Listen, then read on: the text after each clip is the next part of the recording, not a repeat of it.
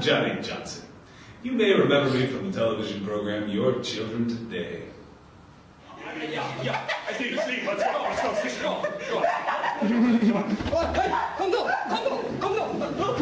Well, it looks like the good doctor has not done this experiment well by the look of things. This is, oh my God, this is fucking crazy. I mean, sorry, this is Your Children Today with Johnny Johnson, and Anyway, today on Your Arts and Culture Today, we will be examining freak shows. Where did they come from? What made them so big? And are there any around still today? Our first guest today will be Sam Wagner V from the Coney Island Freak Show. And we will be interviewing him right after the break. So we will be right back after these messages. Hello, welcome to Cletus Koch's House of Freaks, where you get to see great shows like my Siamese twins, JoJo and It. And we also have dancing midgets, glass-eating midgets, giants, weightlifting nipple people, and also cash prizes. Oh yeah, so come on down to Cletus Koch's House of Freaks, where you can have a damn good time. Oh yeah. All right, welcome back to Your Arts and Culture Today. Now, my first guest is Sam Wagner V from the Coney Island Freak Show. Sam, why don't you come on out here? How you doing? Oh, how you doing?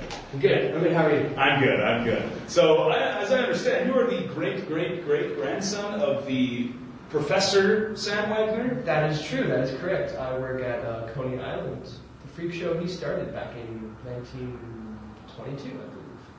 Fascinating.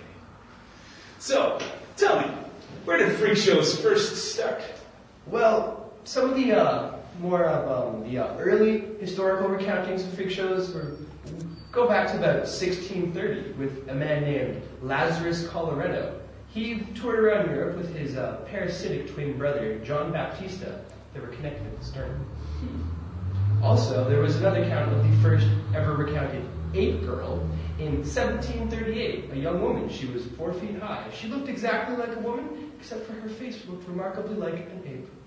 Kind of scary, isn't it, folks? So, what kind of attractions did all these old freak shows entail? Tell us about that.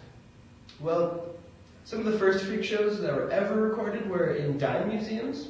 Dime museums were started by, the first dime museum actually was in 1841. It was started by P.T. Barnum. It was called the America Museum. So what a dime museum was, it's quite simple actually. It was a museum created for the more lower brow people in society, more middle class, and you would go in, you would pay your few coins, and you could walk around and see oddities, human stunts, and you could read on what these freak shows actually were. It's quite informative. So it wasn't just weird-looking people, they actually did stunts. No. A common misconception is normal people like you could be a freak if you did, say, a stunt, like the human cannonball or sword solvers or the human block. Take a nail and hammer it into their nose. Yes. Those are all normal people. They have no physical deformities, but they're still freaks. I see. And why don't you tell us how your family business of the Coney Island Freak Show first established itself? Well, the Coney Island Freak Show was first established in 1880, although there wasn't much known about that because in that time freaks weren't generally accepted, so it only ran for a few years and then was eventually disbanded. But then my great-grandfather, Professor Sam Wagner, came along in about 1922 and started the first Coney Island Freak Show. It was the World Circus Coney Island Freak Show. It was a 10-in-1. And what is a 10-in-1? Well, a 10-in-1, simply put, is 10 acts for one ticket. You pay admission and you get to see 10 acts. You would see freaks, you would see stunts, you would see anything basically, as long as it was 10 acts for this one. And usually, at the end, there would be a thing called a blow-off. What blow-offs were an extra act for an extra...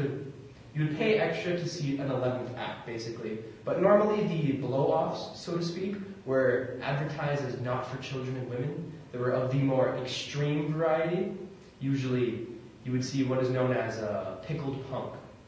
And what is that? Well, a pickled punk is a human fetus or an animal fetus held in a jar of formaldehyde.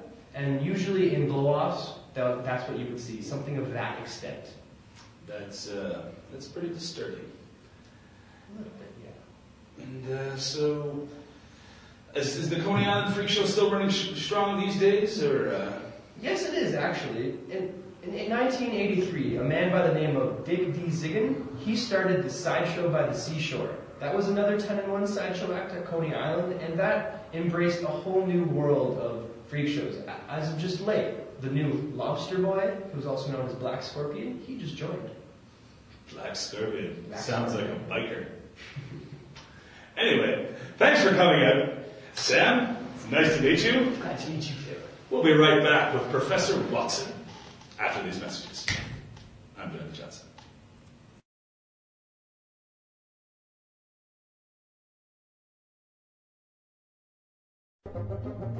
Horace Van Winkle.